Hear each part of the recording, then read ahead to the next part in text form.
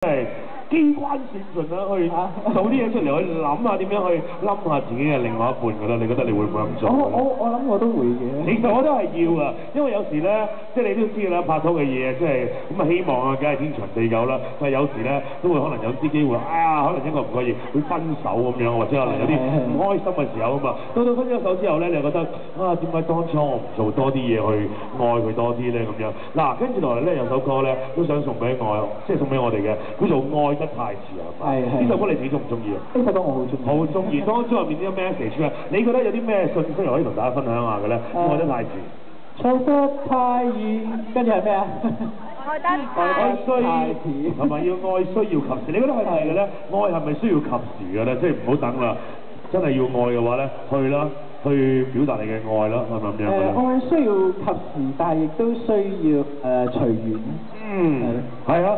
隨緣啦，係嘛？嗱，其實咧都係㗎。愛咧，其中一個咧，頭先呢一個阿龍哥所講咧，呢一個嘅，即係就係另外一個 W 啦，就係 when，W-H-E-N，when 即係點啊？幾時啦？什麼時候？其實愛係幾時需要去表達出嚟咧？或者幾時先至去愛一個人咧？你自己記唔記得真係初戀係幾多歲？你話俾我聽啦。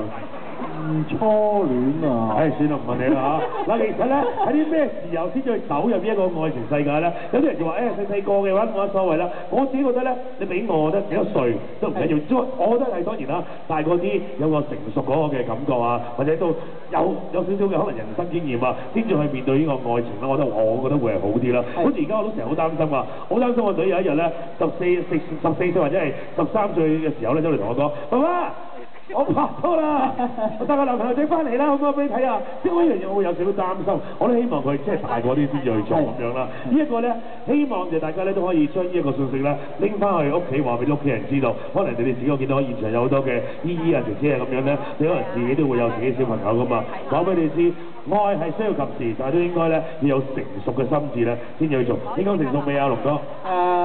我諗呢啲應該留翻俾觀眾。唔係啊，你成熟咪你啊嘛？應該成熟未啊，龍哥就？我成唔成熟？一時啦。有時都係即係低你 B 咁樣㗎嘛，翻俾啲嘢 OK。嗱，龍哥正咁嚟到咧，第二首歌送俾我哋係咩歌啊？愛得太遲。送俾大家，好唔好？俾啲掌聲。